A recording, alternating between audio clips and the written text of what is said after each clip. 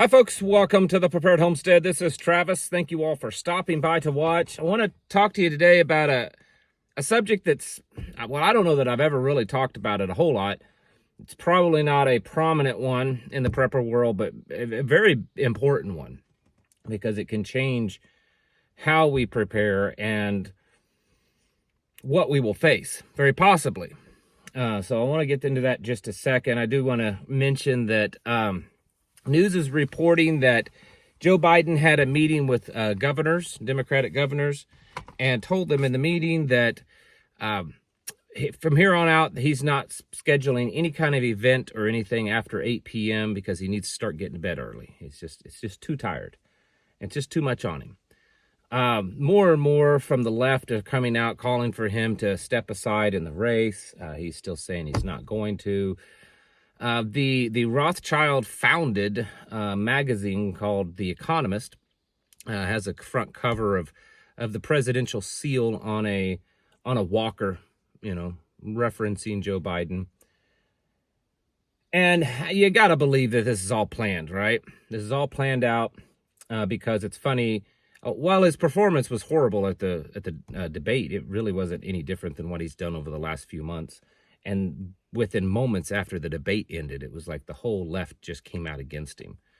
Yet they were defending those very same things just, days and weeks earlier. So this is all part of a plan. I still think that we should brace ourselves for it because whatever their plan is, it's probably going to involve a lot of distraction, which usually is chaotic. And we have to be prepared for that. So anyways, what I want to talk about is different than that. It's population diversity and population demographics and just population numbers in general.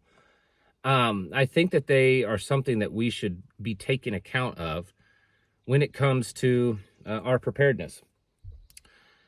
Myself and many others promote living a more rural life because you're further away from people. The less you get away from people, especially the concentrated city areas, the better off you are. And typically living out in the country, you can generally have a little larger piece of property. The houses are at least further apart than as far as you can stretch your hands out. And so that means that you're able to be more self-sufficient. I mean, it's just common sense, right? There's less regulations. You can do a little bit more of what you want. In some places like here, you can do just about whatever you want, as long as you're not harming someone else. And so I promote that. Many others promote that too. But, and that, the whole premise of that, really less people being able to do what you want and produce your own food. A lot of that is based on the idea of the current standing of the demographics and how, 95+% of the American population lives in cities and everyone else lives in the country. And so it's pretty sparse in most areas.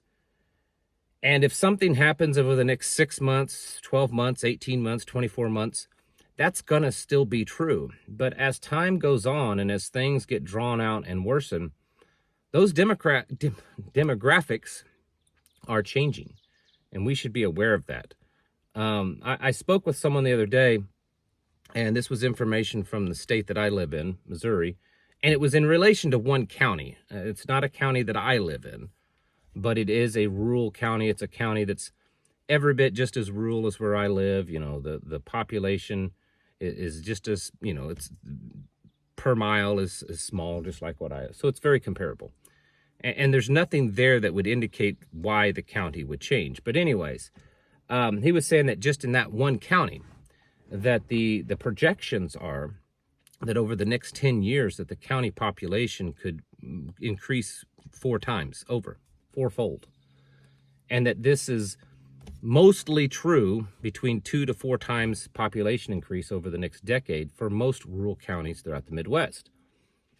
And if you look at trying to find official projections are difficult because they don't want to admit or bring in the illegal alien factor. And even the ones that do, they greatly downsize it. Most of them don't even mention it. And they're not factored into their numbers. And the ones that do are saying that anywhere between 700 and 900,000 illegals are coming into this country a year.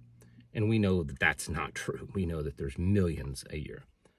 So trying to find accurate numbers is difficult, but you can still get a sense of where things are going.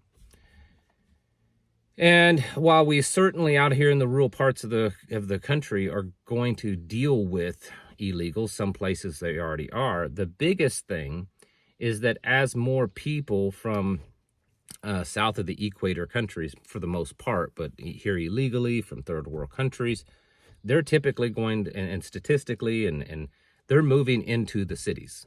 Okay, they're moving into the cities, and they're basically going to take over. They're replacing that population in the cities.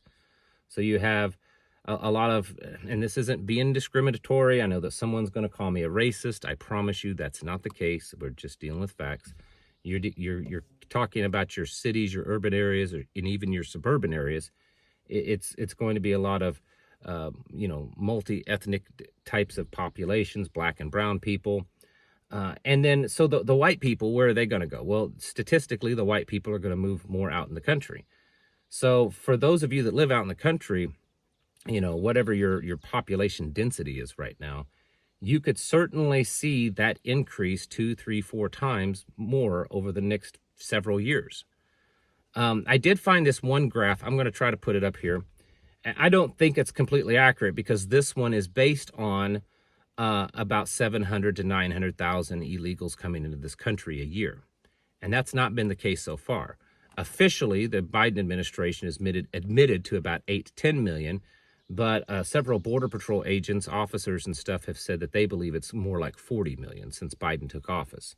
So we're talking 10 plus million people a year have been coming into this country. So 10 times the number that was used for this chart. But still, they're projecting that over the next 60 years, that the population of the United States will increase by about 100 million, but the population of Americans that were born here and they're from here will decrease by about 100 million. So about half or more of the population will be made up of immigrants from other countries. And most of those are from third world countries. So it's not just that a certain skin color will be the minority, white people would be the minority. It's that Americans born in America will be a minority in this country. And this is projecting out over the next 60 years or so. And I personally think that number will be more likely hit in a lot less time. So, Americans are not producing enough. We're below the population replacement numbers right now. It's awful. We're not replacing the population that's dying off. The population is being replaced by people from other countries that are entering the country illegally. This is a huge thing. So if none of these other things that I talk about happen, if they don't pan out, if we don't end up going through an economic collapse, if somehow that it's fixed, if we end up not going through some big world war, devastating world war, or another big pandemic, or all of these things, if none of them really pan out, I've said before, the illegal immigration is probably the biggest issue of our time because it is happening. This is not a projection or a possibility that would happen. It is, in fact, happening in real time. And so even if all those other issues don't happen, it is pretty much an assured thing that this country's population is exploding and will continue to do that by people from third world countries. And even if you choose to move out into the countryside, the population there is going to increase. Again, statistically, it's mostly Americans that are moving out of the cities because they're being overrun, but still the population will increase. And so we have to factor that in. I still think that it's way better. You're way better off in the country. I know some of you are like, oh, see, you're totally, your argument, you're killing your own argument. No, I still believe it's better because I would rather be in the country with lots more neighbors around me that are at least Americans than to be stuck in a big city filled with a bunch of people from South America and African countries and Asian countries that aren't even Americans and speak America or understand our culture. So either way, you're still better off in the country. But the fact is it's going to happen. And when more people move out in the country, that increases the odds of bad people moving in the country. Approximately 2% or so of the population in general usually are the criminal elements. And when things get bad, that number can definitely increase, double or triple or even more. So if you live in a county that is not densely populated, maybe there's only 15 or 20,000 people in the whole county that you live in. If over the next 5 to 10 years that population increases to, doubles or triples or even more, then how many more potential criminals are going to live in your area? And then the diluting down of resources, the diluting down of jobs, of land, of housing. This is all happening, okay? It's happening everywhere. Just about everywhere, and it's crazy because the demand for housing is high because there's so many people, moving into the country, and yet the prices are skyrocketing, and interest rates are skyrocketing, and it's everything's looking bad. Even though there's a huge gluttony of houses on the market, it's crazy. It's all manipulated, is what it is. It's not following any standard, free market kind of concept or capitalism or anything like that, because we no longer are in any kind of capitalist country. Most of you already know that, though. We have to be prepared for this kind of stuff. This has to incorporate into our plan. This is why it's so good to start building the infrastructure of a kind of alternative system. Take your existing community where you live and start communicating with the people around you and talking to them about, what are we going to do when things get really bad and things fall apart, and maybe there isn't a healthcare system, maybe there isn't an education system anymore out here, maybe the communications go down, maybe supply chains become so weak and so falling apart that we can't get the supplies. What can we do here locally to ensure that we still get those things? Can we just teach our own children and have little community schools and not government schools? Can we, have our own kind of communication systems, networks? And can we, come up with our own supply chains, bartering and open markets and things like that?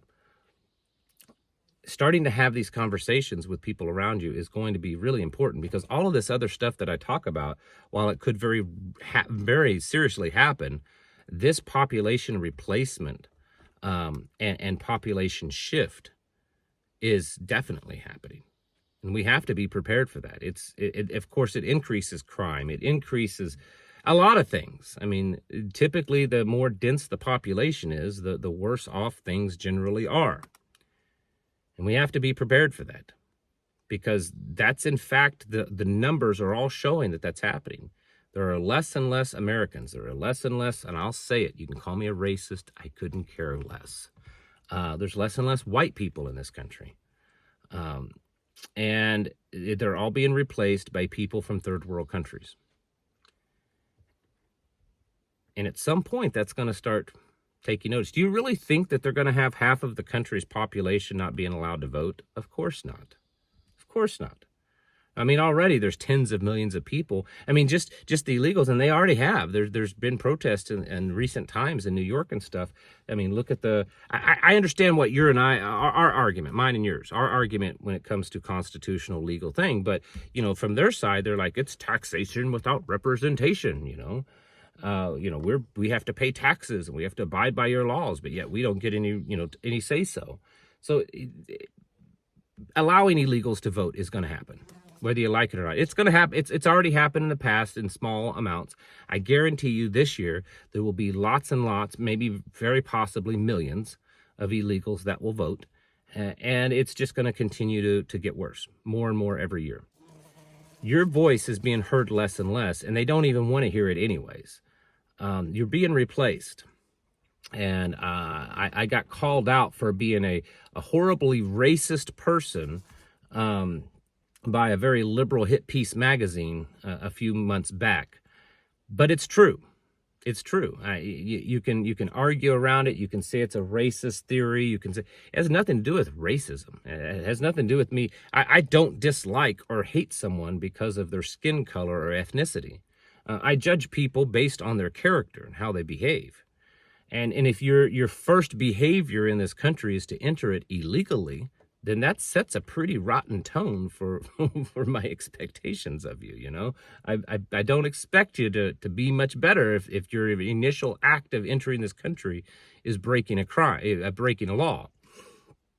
So, you know, things are changing rapidly. We have to be prepared for this. We have to be getting ourselves ready. This is, again, it's why it's so important to make connections with people. It's not about skin color. You know, we've got black and brown people that live around us here, and they're Americans, and they're patriotic, and they're right along with us. It's not about that. It's about people coming into this country illegally here to take over and to impose their ways and their laws and their traditions onto a nation that doesn't want them. We don't want it. We don't need it. But yet they're pushing it on us. And you can see that in places like Minnesota and New York and others. We have to be prepared for this. Get your houses in order, because this is happening. Whether you like it or not, whether you believe a word that I'm saying or not, I can promise you this very thing I'm speaking of is happening real time as we speak. It's time to get your houses in order and prepare yourselves mentally, physically, and spiritually. Thanks for watching. Catch you in the next video.